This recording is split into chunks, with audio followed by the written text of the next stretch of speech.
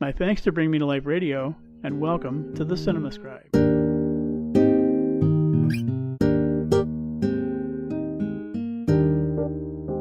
eye-opening experience, especially if what we observe doesn't match our expectations.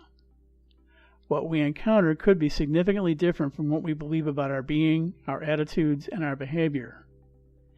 But on closer inspection, we may be surprised to see that it's exactly who we are at our core, a scenario that gives us much to assess, some of which could be at odds with who we'd like to think we are. Such is the case for a seemingly average American family in the revelatory new smart horror release, Us. It's summertime, and the Wilson family is ready for their annual trip to their vacation home near Santa Cruz, California. Parents Adelaide, played by Lupita Nyong'o, and Gabe, played by Winston Duke, along with their children Zora, played by Shahadi Wright Joseph, and Jason, played by Evan Alex, look forward to their getaway. But there's an undercurrent of uneasiness underlying the trip, especially for Adelaide. Gabe does his best to allay his wife's anxiety, but she quietly continues to harbor her apprehension. Adelaide is particularly concerned about the family's planned day trip to the beach. It's a popular tourist destination with an adjacent boardwalk and amusement park. With so much to do, it's the kind of place that should make for a good time. But Adelaide is full of trepidation about the outing because of an experience that happened to her there when she was a child. It was a traumatic incident that she's kept mum about all these years. But when Gabe presses her about her hesitation, she finally opens up. On a warm summer night in 1986, a young Adelaide, played by Madison Curry, visited the amusement park with her parents. At one point while they weren't looking, the youngster inexplicably wandered off, walking into a funhouse with a Native American Vision Quest theme, one that challenged visitors to discover yourself. As she made her way through the structure's dark and mysterious corridors, she came upon the kinds of elements typically found in these attractions, such as animated figures that pop out of the walls. Needless to say, these figures startled the young visitor, but Adelaide's biggest fright was yet to come. While walking through the funhouse's hall of mirrors, Adelaide saw something in the looking glass that took her by surprise, an image of what appeared to be herself with her back turned toward her. But then, quite unexpectedly, the figure turned to face her, with bulging eyes and a sinister grin beaming from ear to ear. Adelaide was so stunned by what she saw that she withdrew and stopped talking.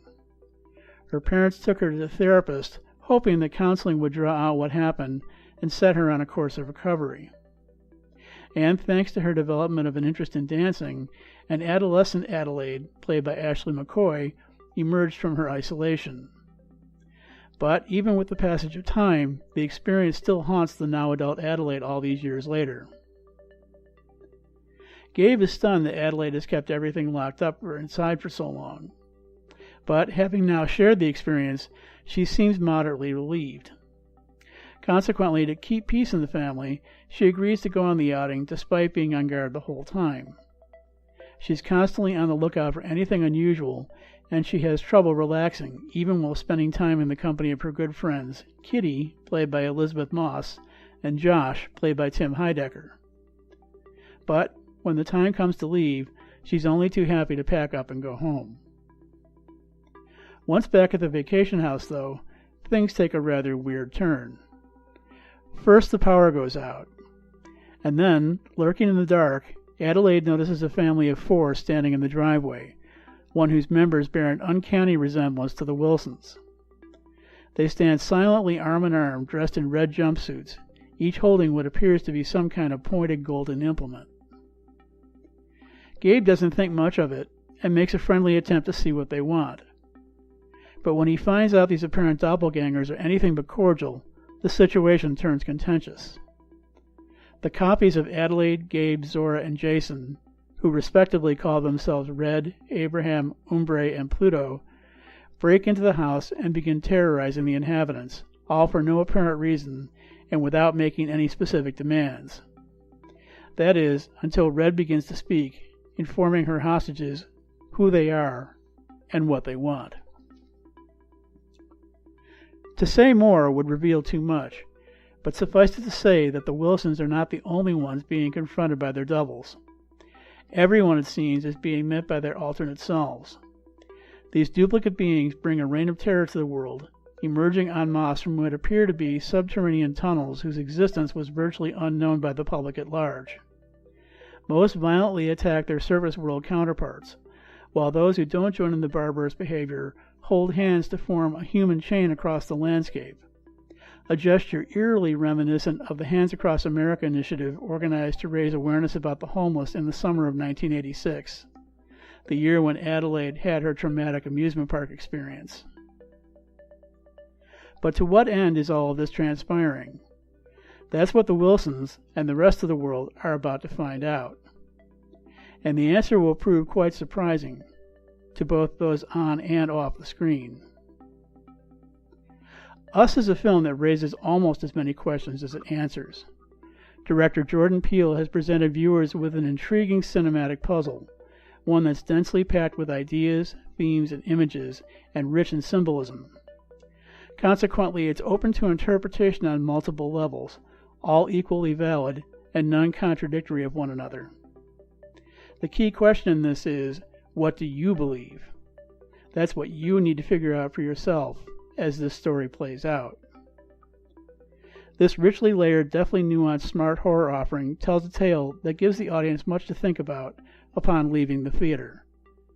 Director Peele's second feature defies the sophomore jinx that often plagues filmmakers who fail in their follow-up after impressive debuts.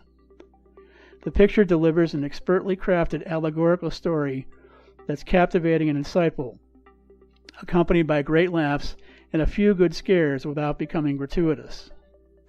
This is all made possible by the superb performances of its excellent ensemble cast, most notably Nyong'o, who turns in some of her best on-screen work in this offering. And as you watch it, take nothing for granted. Everything has a purpose in the narrative, no matter how seemingly insignificant.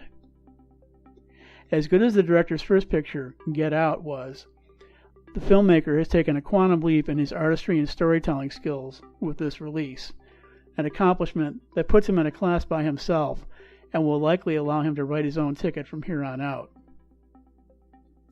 There's so much to say about this film that I couldn't possibly cover it all here.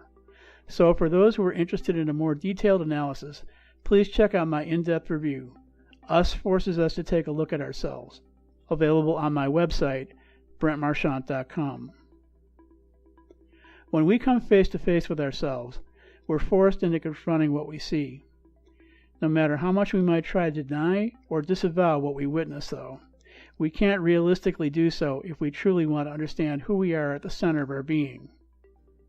And if we dislike what's there, then we must take an earnest look at how it arose, analyzing and, if needed, changing what gave life to it.